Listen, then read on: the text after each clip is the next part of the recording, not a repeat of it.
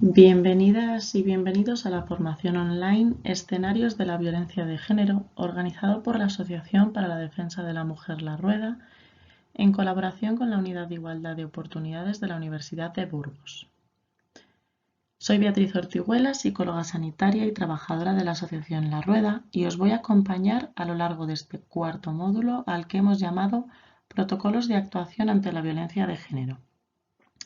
En él vamos a explicar algunos de los protocolos que se han diseñado desde las diferentes competencias profesionales en materia de violencia de género.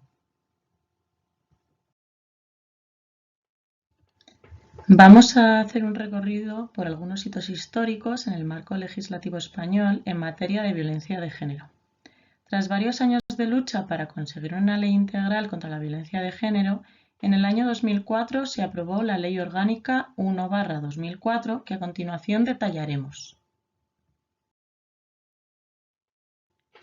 Esta norma tiene como finalidad dar una respuesta global al problema de la violencia de género tal como lo define esta ley. Para lograr su objetivo, la ley establece una serie de medidas de protección integral encaminadas a prevenir, sancionar y erradicar esta violencia y a prestar asistencia tanto a mujeres víctimas de violencia de género como a sus hijos e hijas menores a cargo.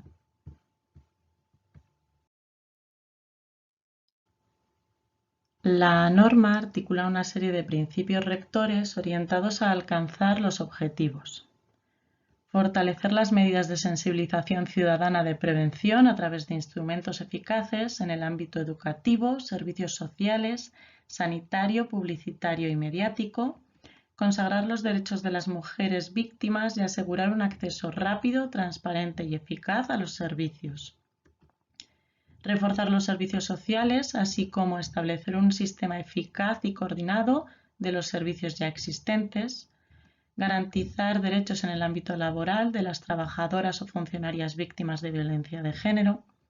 Garantizar los derechos económicos con el fin de facilitar su integración social.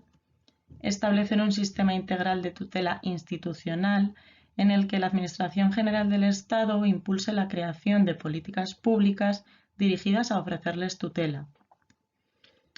Fortalecer el marco penal y procesal vigente para asegurarles una protección integral de las instituciones jurisdiccionales.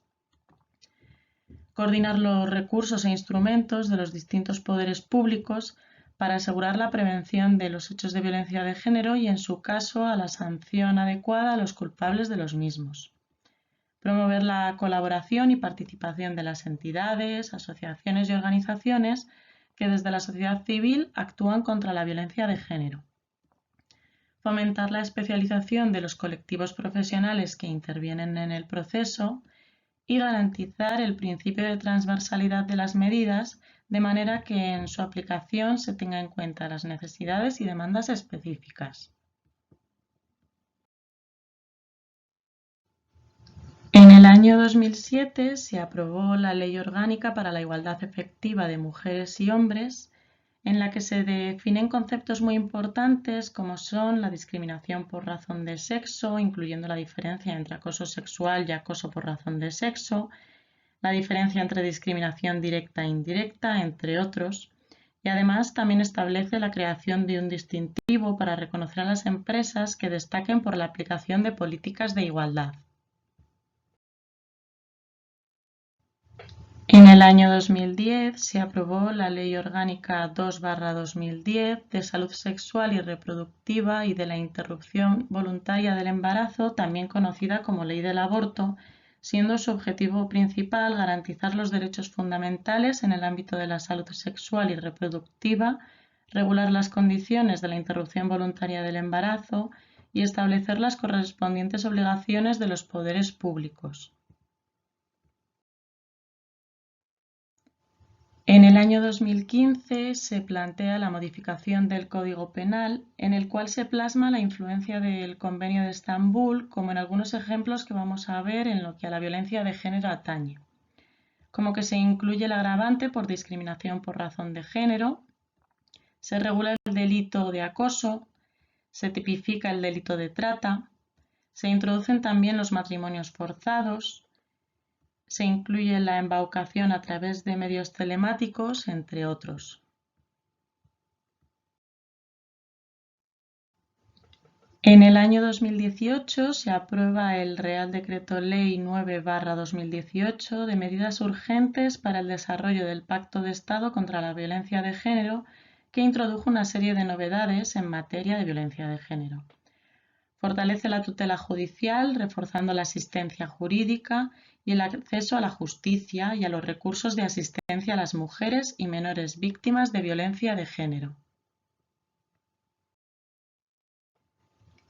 En marzo de este año, el Consejo de Ministros aprobó el inicio de la tramitación de anteproyecto de ley orgánica de garantía de la libertad sexual para una protección integral del derecho a la libertad sexual de todas las personas, así como la erradicación de todas las violencias sexuales, reconociendo que afectan a las mujeres de manera desproporcionada.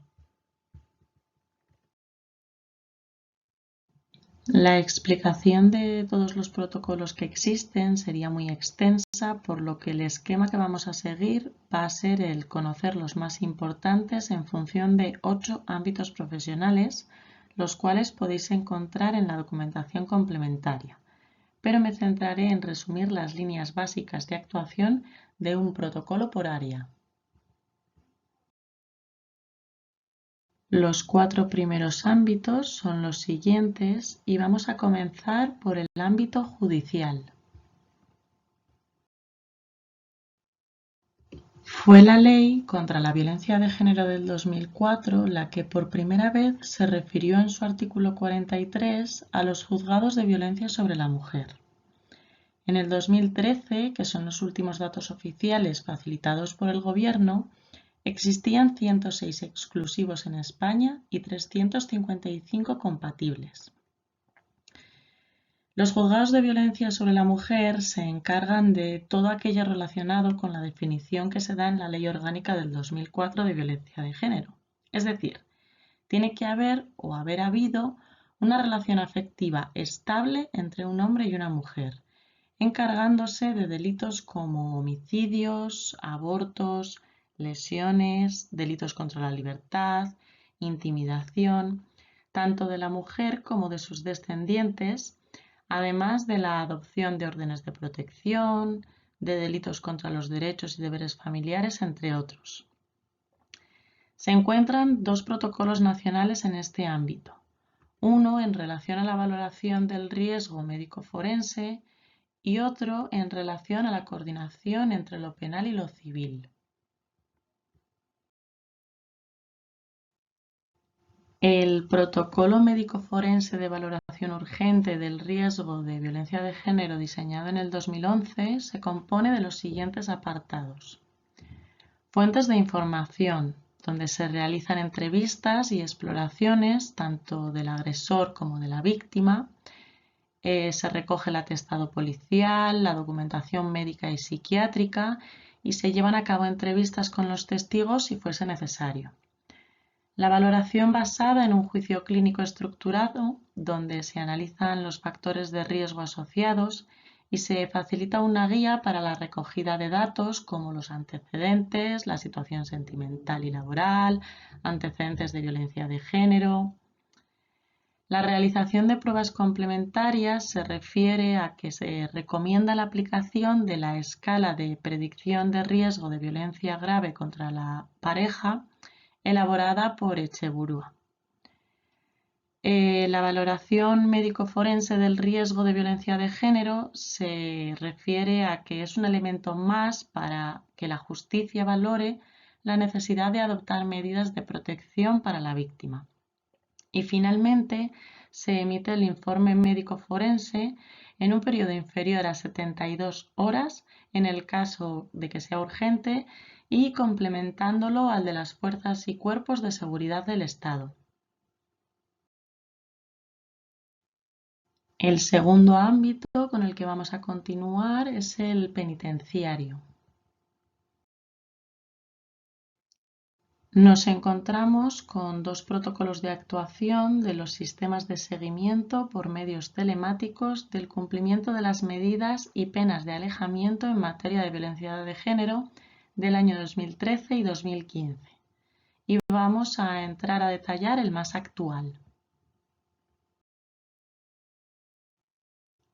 En estos protocolos se establecen las actuaciones de instalación y desinstalación de los dispositivos de los sistemas de seguimiento con ocasión del ingreso, excarcelación o salida penitenciaria, con el objetivo último de garantizar que porten los dispositivos y para dar una mejor seguridad y protección a las víctimas. Estos sistemas permiten verificar el cumplimiento de las medidas y penas de prohibición de aproximación a la víctima en los que se acordó su utilización. El sistema proporciona además información actualizada y permanente de las incidencias que afectan al cumplimiento o incumplimiento de las medidas o penas. El protocolo establece que la persona que ingrese en un centro penitenciario, tanto si es el agresor como la víctima, no pueden permanecer con el dispositivo puesto y se establece el protocolo y procedimiento a seguir para retirarlo en un plazo máximo de 24 horas por parte del centro de control y, en su defecto, por las fuerzas y cuerpos de seguridad. Y además se ha de hacer constar en su expediente y en el menú del SIP, junto con la vigencia de la medida, y se comunicará al órgano judicial que dictó la resolución por la que se acuerda la medida cautelar. Por otro lado, si se va a disfrutar de un permiso penitenciario o cualquier salida o la excarcelación, el dispositivo debe ser instalado y el centro de control debe conocerlo con un mínimo de 48 horas de antelación para su instalación, y además es este el que se pondrá en contacto con la víctima para poderle entregar su dispositivo. Y una vez que acabe el permiso es necesario avisar al centro de control 24 horas antes para proceder a su retirada de nuevo. A continuación pasaremos al ámbito de las fuerzas y cuerpos de seguridad del Estado. Los protocolos específicos en este ámbito están destinados a establecer pautas claras para la coordinación con los abogados y abogadas para dar una mejor asistencia jurídica, para establecer una coordinación con la policía local, para una coordinación con los órganos judiciales y el Ministerio Fiscal, para la implementación de la orden de protección de las víctimas o para la valoración policial del nivel de riesgo en las víctimas, que es el que vamos a entrar a detallar. En 2007 se creó el Sistema de Seguimiento Integral de los Casos de Violencia de Género, Sistema Biogen, con el objetivo de llevar a cabo el seguimiento de los casos y la implementación de las medidas de seguridad y protección acordes con los niveles de riesgo resultantes. Con ello se establece desde el mismo momento en que los agentes policiales conocen un caso, cuál es la intensidad y las circunstancias del nivel de riesgo de la violencia que soporta la mujer víctima, y además se reevaluará periódicamente. Esta valoración se lleva a cabo a través de los formularios disponibles dentro del sistema Biogen. El protocolo establece 5 puntos.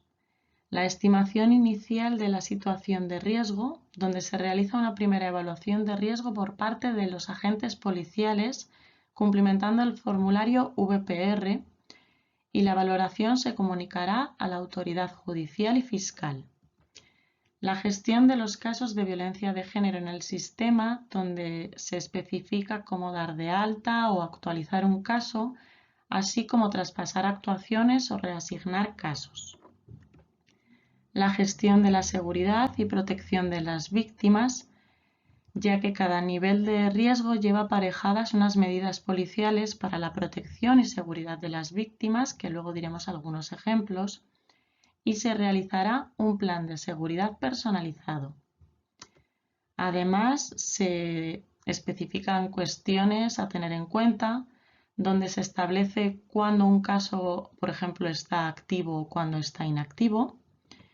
Y por último, la evaluación del nivel de riesgo, que se llevará a cabo a través de un formulario denominado VPER tras 7 días desde la estimación inicial del riesgo o se reactivará en el caso de que haya una nueva denuncia. Además, en este protocolo se aportan las medidas de protección que se recomiendan a las víctimas en diferentes supuestos. Las medidas de protección dependerán del nivel de riesgo que se establezca a través del sistema. Si éste da un riesgo no apreciado, se le informará de los recursos disponibles y servicios sociales y se darán medidas de autoprotección. Si el sistema da un riesgo bajo, además de esas medidas, se añadirá el que se facilitará un teléfono 24 horas y se realizarán contactos telefónicos y además se derivará a la Oficina de Atención a Víctimas, entre otros. Si el sistema da un riesgo medio, además de los anteriores, se derivará a un recurso de centro de acogida o se realizará un control ocasional de la víctima en el domicilio, además de acompañamientos en actuaciones administrativas. Si el sistema da un riesgo alto, se le suma a los anteriores un contacto frecuente y aleatorio en el domicilio y lugar de trabajo de la víctima. Y por último, si el sistema indica un riesgo extremo, se dará protección permanente de la víctima hasta que se valore que ya no es una amenaza inminente. Por último, dentro de este bloque vamos a ver qué protocolos existen en el caso de las mujeres víctimas de violencia de género españolas en el ámbito internacional. España ha sido un país pionero en la lucha contra la violencia de género y así lo han reconocido diversas instituciones internacionales. En la Unión Europea se creó el Instituto Europeo para la Igualdad de Género con la finalidad de promover la igualdad entre los géneros, luchar contra la discriminación por razón de sexo y aumentar la conciencia sobre las cuestiones de igualdad de género. En el 2011 se firmó en Estambul el Convenio sobre la prevención y lucha contra la violencia doméstica y violencia de género, firmado por 23 países, el cual se ratificó en el 2014. Y en el 2014 se aprobó la Orden Europea de Protección para el intercambio de información de antecedentes penales y consideraciones de resoluciones judiciales penales en la Unión Europea. En este ámbito, el protocolo que vamos a presentar es el de actuación en víctimas de violencia de género españolas que se encuentren en el exterior. En el 2015 se firmó este protocolo en el que los casos de violencia de género españolas en el extranjero serán gestionados por el Ministerio de Asuntos Exteriores y Cooperación, el Ministerio de Empleo y Seguridad Social y el Ministerio de Sanidad y Servicios Sociales e Igualdad en coordinación con las oficinas consulares, las cuales protegerán y prestarán ayuda y asistencia a las mujeres. Se desarrollarán medidas dirigidas a facilitar información, dar protección y el retorno de las españolas residentes en el exterior y sus hijos e hijas víctimas de situaciones de violencia de género cuando el país de residencia no ampare de manera suficiente a las víctimas de estos delitos. Además, se adelantaría el coste de la repatriación si fuese necesario, así como la expedición de pasaportes o salvoconductos si estuviesen caducados o perdidos. Aquí presentamos el siguiente bloque de ámbitos y vamos a comenzar a detallar dentro del ámbito sanitario qué protocolos se establecen. A nivel nacional encontramos tanto un protocolo de actuación sanitaria ante la violencia de género como uno específico para la mutilación genital. Además, en documentación complementaria incluimos guías de intervención para diferentes profesionales sanitarios.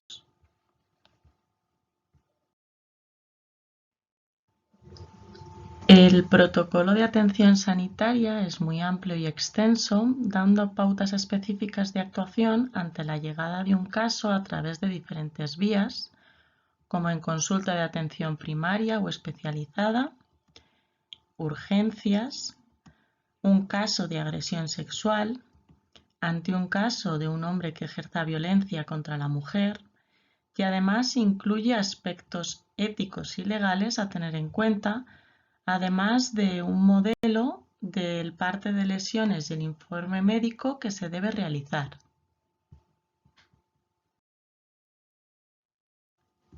Os vamos a presentar el algoritmo que propone de actuación ante un caso de violencia de género en consulta, en el que comienza con una pregunta para conocer la situación familiar o de pareja y se plantean 3 posibles escenarios.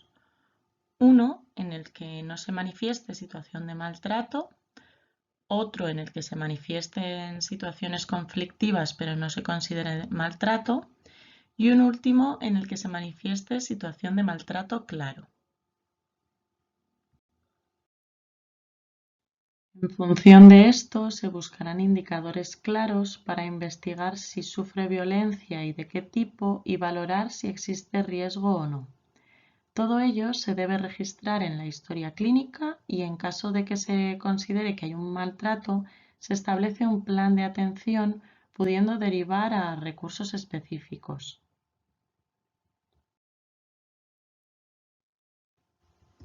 En atención primaria en Castilla y León tienen implantado el sistema Medora, integrando toda la información clínica del paciente, en el que se puede incluir el cribado en malos tratos y además adjunta guías específicas para detectar los casos.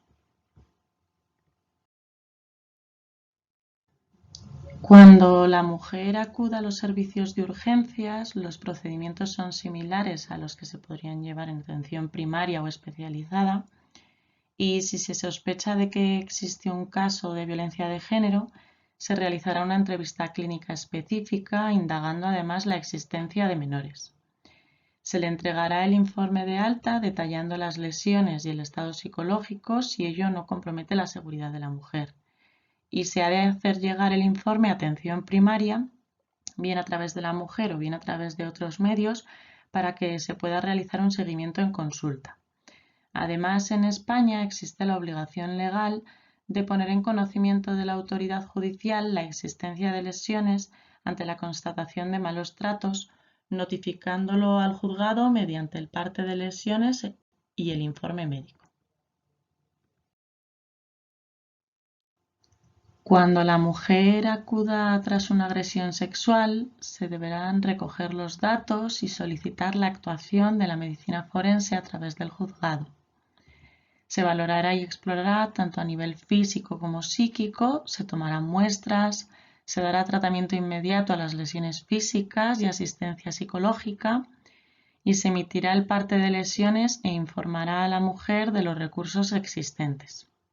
En delitos de agresiones sexuales es necesario la denuncia de la persona agraviada y cuando la mujer manifieste el deseo de no presentarla, debe comunicarse los hechos al juzgado de guardia por si se quiere ejercer la acción penal en el futuro.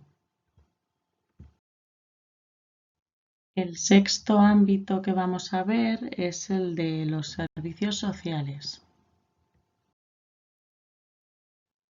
Los protocolos a nivel nacional son aquellos de derivación de las mujeres y sus hijos e hijas entre las comunidades autónomas, ya que en cada una se han articulado el funcionamiento específico de los casos dentro de las propias comunidades, teniendo en cuenta a los servicios propios de los que disponen.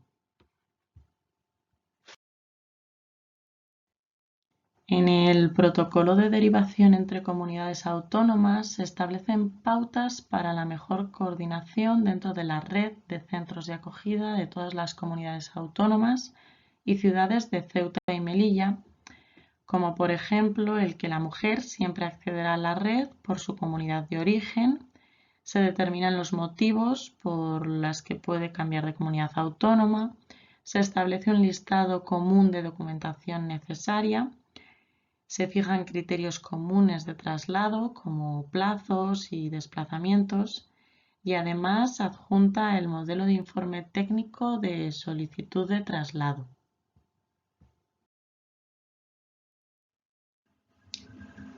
Dentro de la Comunidad de Castilla y León podemos encontrar diferentes recursos residenciales específicos de mujeres víctimas de violencia de género y en la mayoría de las comunidades los recursos son similares, pero me voy a centrar en los de Castilla y León por poner un ejemplo, basándome en la Ley 13/2010 y en el Decreto 2/2019.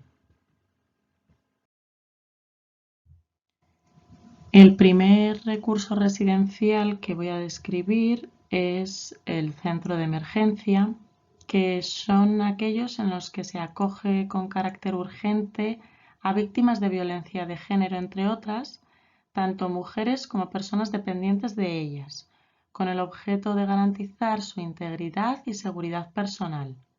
Funcionan las 24 horas del día durante todos los días del año, con personal presencial durante este tiempo.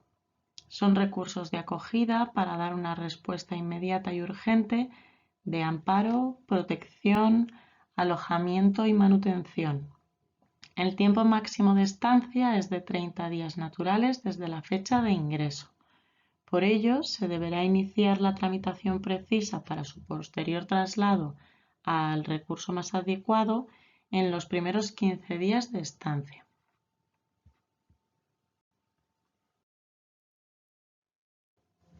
El segundo recurso residencial que vamos a describir son las casas de acogida, que son viviendas atendidas por personal especializado para el alojamiento seguro y la manutención de las víctimas de violencia de género y sus hijos e hijas.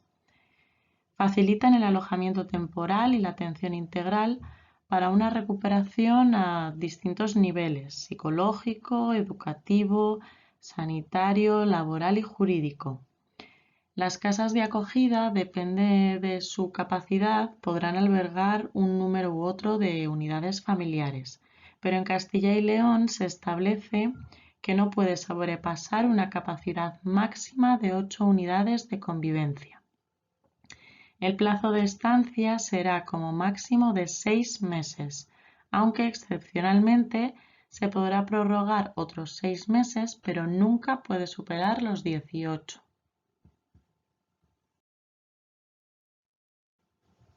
Por último, los pisos tutelados son viviendas en régimen de autogestión que proporcionan alojamiento y seguimiento psicosocial a las víctimas de violencia de género y sirven de apoyo en su proceso de autonomía personal. Se configuran como hogares funcionales para unidades de convivencia que han desarrollado un mayor grado de autonomía. El plazo de estancia máxima es de 1 año, prorrogable hasta 6 meses. En penúltimo lugar, vamos a pasar a describir aquel protocolo que existe en el ámbito de la infancia. A nivel nacional se establece el Protocolo Básico de Intervención contra el Maltrato Infantil en el ámbito familiar, cuyo objetivo es la promoción de la coordinación interinstitucional para mejorar la atención a los menores de edad víctimas de maltrato familiar, adecuándolo a las circunstancias de los que conviven en el entorno donde se produce la violencia de género. Especifica la detención y notificación, así como la valoración, intervención y seguimiento a realizar desde diferentes ámbitos: el social, el educativo, el sanitario, el policial y el judicial.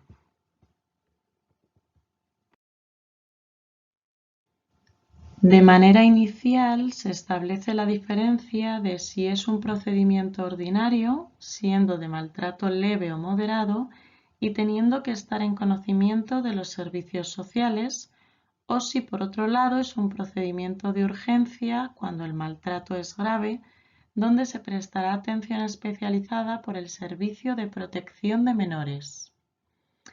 Las pautas que se establecen dentro de la detección y notificación son que, en primer lugar, cualquier persona que detecte una situación de riesgo o posible desamparo de un menor lo debe notificar a las autoridades. Además, si es algún profesional de los ámbitos antes mencionados, social, educativo, sanitario, policial o judicial, cada comunidad autónoma tiene protocolos establecidos, los cuales podéis encontrar algunos de los ejemplos en el material complementario. Por poner un ejemplo, en educación, ante cualquier sospecha debe comunicarse al equipo directivo y al equipo de orientación del centro y después se comunicará a educación. Si él o la menor tuviese lesiones, se acudiría a un centro sanitario previamente comunicándolo a Fiscalía y si se sospecha de un delito se denunciará. En el ámbito sanitario, él o la profesional lo notificarán y junto al trabajador social lo enviarán a los servicios sociales correspondientes. El parte de lesiones o el informe médico se enviará al juzgado o a la Fiscalía y si se apreciase riesgo para la integridad del menor, se le mantendrá ingresado hasta que acudiesen los servicios sociales o las fuerzas y cuerpos de seguridad del Estado. Existen hojas de notificación de riesgos y maltrato infantil en los ámbitos de los servicios sociales, sanidad, educación y la policía. Por otro lado, la valoración debe seguir un enfoque integral, incluyendo las circunstancias precedentes y desencadenantes, la intensidad y la frecuencia del maltrato. Dependiendo de si es un caso ordinario o urgente, se realizará por servicios sociales o servicios de protección al menor y se llevará a cabo de manera coordinada con los equipos de orientación psicopedagógica, la policía y los equipos de salud. En caso de ser un caso grave, se le dará además medidas de protección, tratamiento y seguimiento específicos.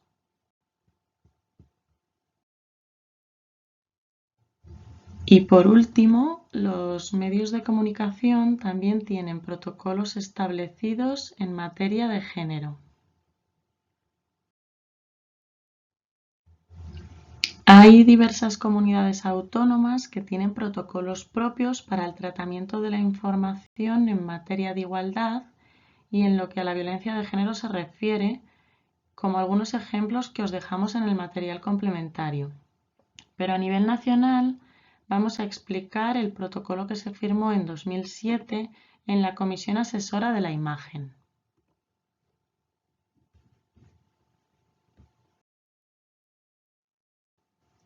El principal objetivo de la Comisión Asesora de la Imagen de las Mujeres en la Publicidad y los Medios de Comunicación es el fomentar un tratamiento igualitario de la imagen de las mujeres en la publicidad y en los medios de comunicación, y colaborar con el Instituto de la Mujer para velar por una representación no estereotipada y discriminatoria de las mujeres. Además, en este protocolo se establece la composición en el que participan, además de órganos de gobierno, asociaciones de comunicación e información tanto nacionales como autonómicas.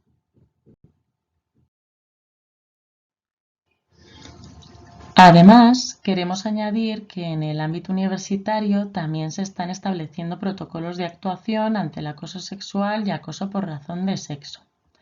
Vamos a plasmar el ejemplo de la UBU, que es el caso más cercano nuestro y el que, además de encontrar en el material complementario, podréis encontrar dentro de la unidad de igualdad en la página oficial de la Universidad de Burgos.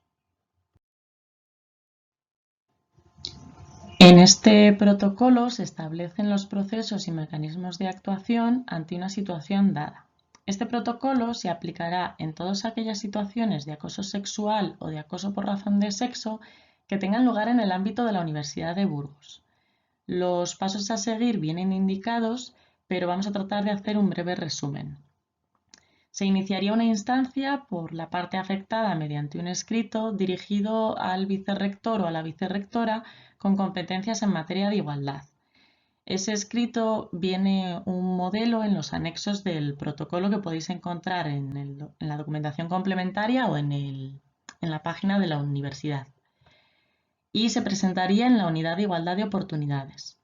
Se considerarían a través de la comisión establecida y si se considera se remitiría el escrito a la parte denunciada solicitando alegaciones oportunas. Y mientras tanto se tomarán medidas provisionales si así se valoran. Si se considera que no responde ante una situación de acoso, se comunicará a la parte denunciante finalizando el procedimiento. Pero si por el contrario sí que se considera una situación de acoso, se propondrán actuaciones para buscar una solución. Por otro lado, en algunas ocasiones no es necesario este procedimiento, ya que hay que valorar si se tienen que tomar acciones legales fuera del contexto universitario. Todo esto lo podéis encontrar en el protocolo que está colgado en la página web o en la documentación complementaria, como os hemos dicho. Y con esto llegamos al final del módulo 4, en el que hemos querido plasmar las maneras establecidas de actuación ante los casos de violencia de género y si todos y todas trabajamos en coordinación, abordando el problema desde una perspectiva multidisciplinar, conseguiremos mejorar la calidad de vida de las mujeres víctimas y granito a granito ir enfocándonos en el objetivo principal, que es la erradicación de la violencia de género.